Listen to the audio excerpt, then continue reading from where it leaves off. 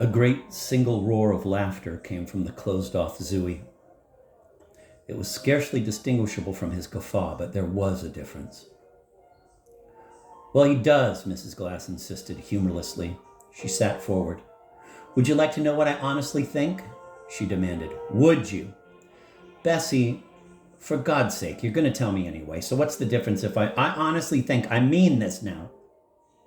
I honestly think he keeps hoping to hear all you children on the radio again. I'm serious now. Mrs. Glass took another deep breath. Every single time your father turns on the radio, I honestly think he expects to tune in on It's a Wise Child and hear all you children one by one answering questions again.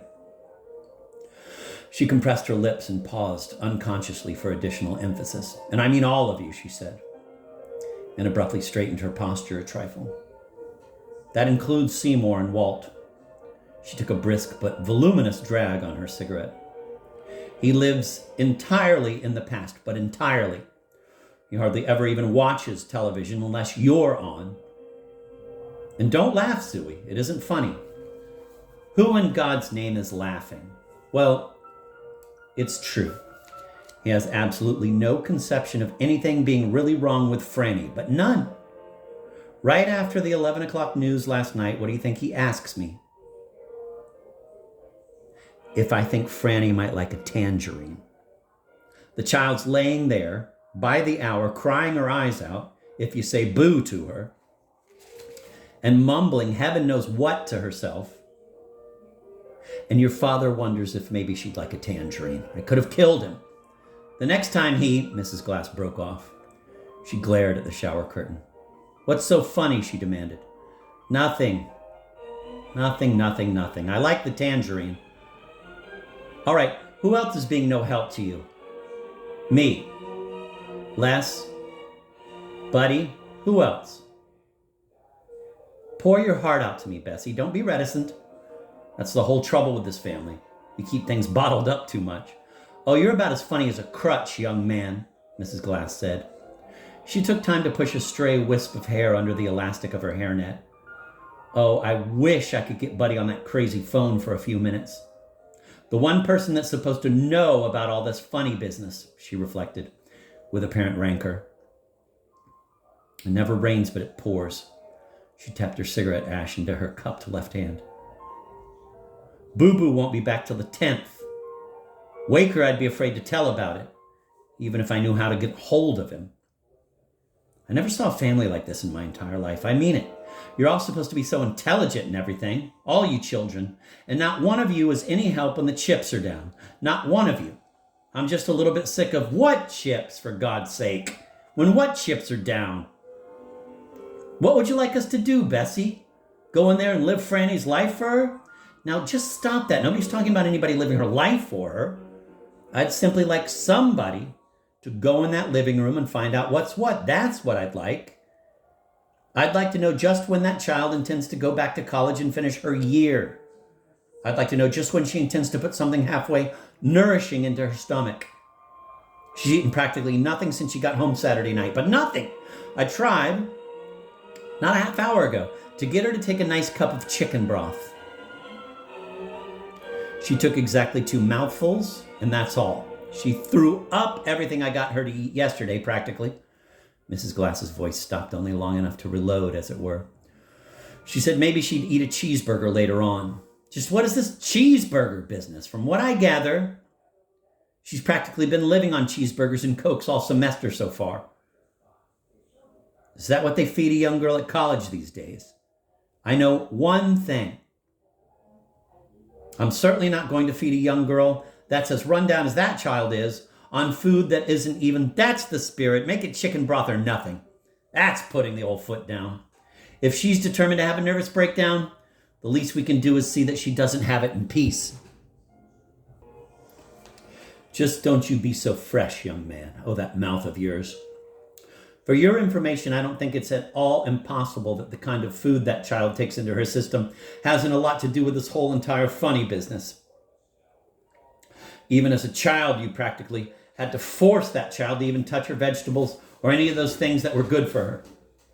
You can't go on abusing the body indefinitely, year in, year out. regardless of what you think. You're absolutely right. You're absolutely right.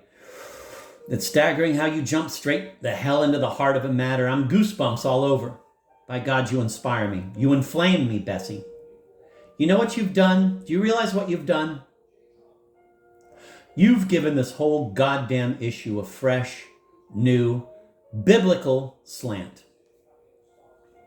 I wrote 4 papers in college on the crucifixion. 5, really. And every one of them worried me half crazy because I thought something was missing. Now I know what it was. Now it's clear to me. I see Christ in an entirely different light. His unhealthy fanaticism, his rudeness to those nice, sane, conservative, tax-paying Pharisees. Oh, this is exciting. In your simple, straightforward, bigoted way, Bessie, you've sounded the missing keynote of the whole New Testament. Improper diet. Christ lived on cheeseburgers and Cokes. For all we know, he probably fed them all. Just stop that now, Mrs. Glass broke in, her voice quiet but dangerous. Oh, I'd like to put a diaper on that mouth of yours. Well, gee whiz, I'm only trying to make polite bathroom talk. You're so funny. Oh, you're so funny. It just so happens, young man, that I don't consider your little sister in exactly the exact same light that I do the Lord. I may be peculiar, but I don't happen to. I don't happen to see any comparison whatsoever between the Lord and a run-down, overwrought little college girl that's been reading too many religious books and all like that. You certainly know your sister as well as I do, or should. She's terribly impressionable and always has been, and you know it very well. The bathroom was oddly still for a moment.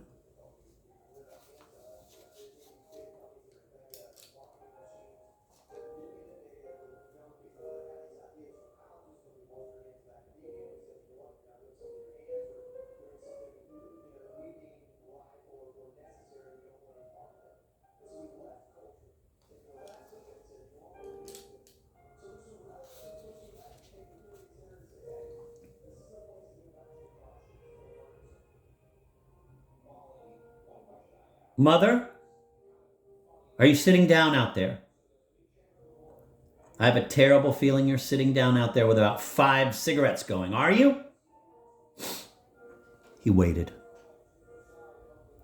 Mrs. Glass, however, didn't choose to reply.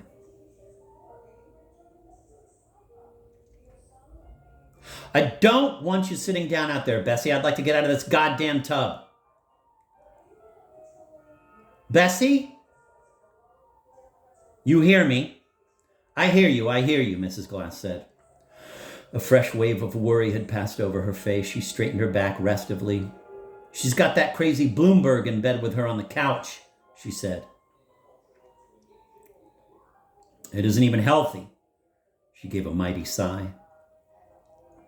For several minutes she had been holding her cigarette ashes in her cupped left hand. She now reached over without quite having to get up and emptied them into the wastebasket. I don't know what I'm supposed to do, she announced. I just don't, that's all. The house is absolutely upside down. The painters are almost finished in her room, and they're going to want to get in the living room immediately after lunch. I don't know whether to wake her up or what. She's had almost no sleep. Simply losing my mind. Do you know how long it's been since I've even been free to have the painters in this apartment? Nearly 20. The painters! The dawn comes up. I forgot all about the painters. Listen, why haven't you asked them in here? There's plenty of room. What the hell kind of host will they think I am? Not asking them into the bathroom when I'm... Just be quiet a minute, young man. I'm thinking. As if in obedience, Zooey abruptly put his washcloth to use. For quite a little interval, the faint swoosh of it was the only sound in the bathroom. Mrs. Glass, seated 8 or 10 feet away from the shower curtain, stared across the tiled floor at the blue bath mat alongside the tub.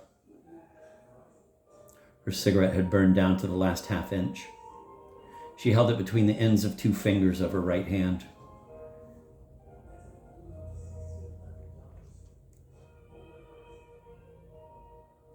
Distinctly, her way of holding it tended to blow to some sort of literary hell, one's first strong and still perfectly tenable impression that an invisible Dubliner's shawl, an impression that an invisible Dubliner's shawl covered her shoulders.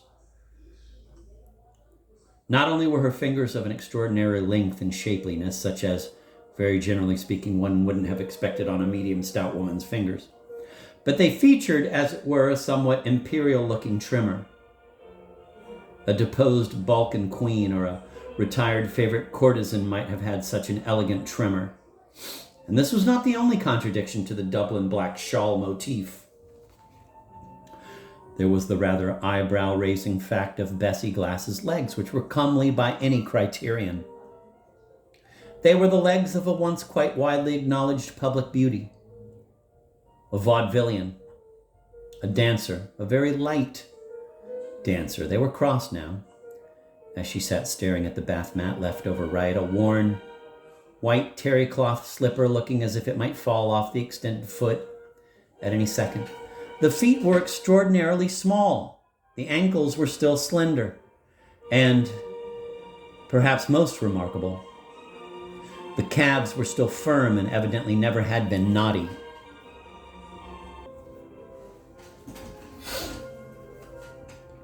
A much deeper sigh than customary, almost it seemed. A part of the life force itself suddenly came from Mrs. Glass. She got up and carried her cigarette over to the washbowl, let cold water run on it, then dropped the extinguished stub into the wastebasket and sat down again. The spell of introspection she had cast on herself was unbroken, as if she hadn't moved from her seat at all. "I'm getting out of here in about 3 seconds, Bessie. I'm giving you fair warning. Let's not wear out our welcome, buddy." Mrs. Glass, who had resumed staring at the blue bath mat, gave an absent-minded nod at this fair warning, and at that instant, more than just mentionably, had Zooey seen her face, and particularly her eyes, he might have had a strong impulse, passing or not, to recall or reconstruct or reinflect the greater part of his share of the conversation that had passed between them, to temper it, to soften it. On the other hand, he might not have. It was a very touch-and-go business in 1955 to get a wholly plausible reading from Mrs. Glass's face, and especially from her enormous blue eyes.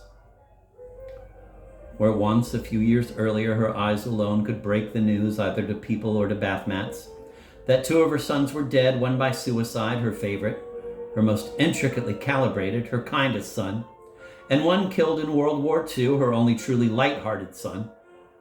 Where once Bessie Glass's eyes alone could report these facts with an eloquence and a seeming passion for detail that neither her husband nor any of her adult surviving children could bear to look at, let alone take in, now in 1955 she was apt to use the same terrible Celtic equipment to break the news, usually at the front door, that the new delivery boy hadn't brought the leg of lamb in time for dinner, or that some remote Hollywood starlet's marriage was on the rocks.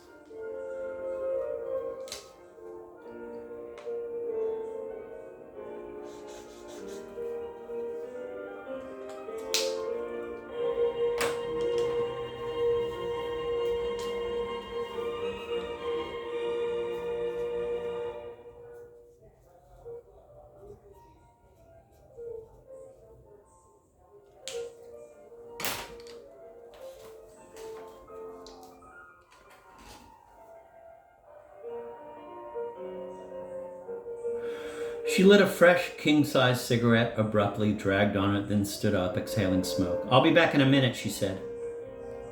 The statement sounded innocently like a promise. "Just please use the bath mat when you get out," she added. "That's what it's there for." She left the bathroom, closing the door securely behind her. It was rather as though, after being in makeshift wet dock for days, the Queen Mary had just sailed out of, say, Walden Pond, as suddenly and perversely as she had sailed in. Behind the shower curtain, Zooey closed his eyes for a few seconds,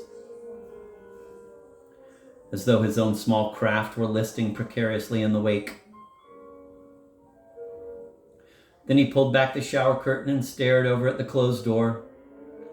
It was a weighty stare, and relief was not really a great part of it.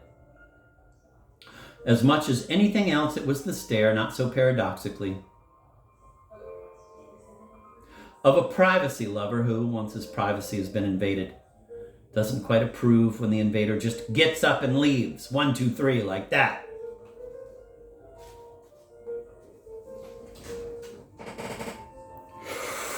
Not 5 minutes later, Zooey, with his hair combed wet, stood barefoot at the wash bowl, wearing a pair of beltless dark gray sharkskin slacks, a face towel across his bare shoulders. A pre-shaving ritual had already been put into effect. The window blind had been raised halfway, the bathroom door had been set ajar to let the steam escape and clear the mirrors. A cigarette had been lit, dragged on, and placed within easy reach on the frosted glass ledge under the medicine cabinet mirror. At the moment, Zooey had just finished squeezing lather cream onto the end of a shaving brush. He put the tube of lather, without recapping it, somewhere into the enamel background out of his way. He passed the flat of his hand squeakily back and forth over the face of the medicine cabinet mirror, wiping away most of the mist. Then he began to lather his face. His lathering technique was very much out of the ordinary, although identical in spirit with his actual shaving technique. That is, although he looked into the mirror while he lathered, he didn't watch where his brush was moving, but instead looked directly into his own eyes as though his eyes were neutral territory, a no man's land in a private war against narcissism he had been fighting since he was 7 or 8 years old. By now, when he was 25, the little stratagem may well have been mostly reflexive, just as a veteran baseball player at the plate will tap his spikes with his bat whether he needs to or not. Nonetheless, a few minutes earlier, when he had combed his hair, he had done so with a very minimum amount of help from the mirror. And before that, he had managed to dry himself in front of a full-length mirror without so much as glancing into it. He had just finished lathering his face when his mother suddenly appeared in his shaving mirror. She stood in the doorway a few feet behind him, one hand on the doorknob, a portrait of spurious hesitancy about making another full entrance into the room. "Ah, what a pleasant and gracious surprise," Zooey said into the mirror. Come in, come in." He laughed, or gave his roar, then opened the medicine cabinet and took down his razor. Mrs. Glass advanced meditatively. "Zooey," she said. "I've been thinking." Her usual seating accommodation was directly at Zooey's left.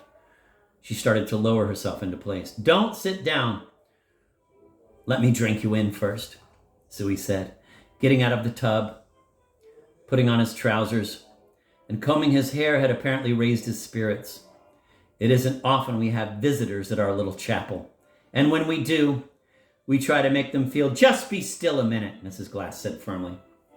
Sitting, she crossed her legs. "I've been thinking. Do you think it would do any good to try to get hold of Waker? I don't, personally, but what do you think? I mean, in my opinion, what that child needs is a good psychiatrist, not a priest or anything. But I may be wrong." "Oh, no, not wrong. I've never known you to be wrong, Bessie. Your facts are always either untrue or exaggerated, but you're never wrong. No. With much delight, Zooey wet his razor and began to shave. "Zooey, I'm asking you, just cut out the funny business now, please. Do you or don't you think I should get in touch with Waker? I could call that Bishop Pinchot or whatever his name is, and he could probably tell me where I could at least wire him, if he's still on some crazy boat." Mrs. Glass reached out and drew the metal wastebasket in close to her and used it as an ashtray for the lighted cigarette she'd brought in with her. "I asked Franny if she'd like to talk to him on the phone," she said. "If I could get hold of him." Zooey rinsed his razor briefly. "What did she say?" he asked. Mrs. Glass adjusted her sitting position with a little evasive shift to the right. "She says she doesn't want to talk to anybody."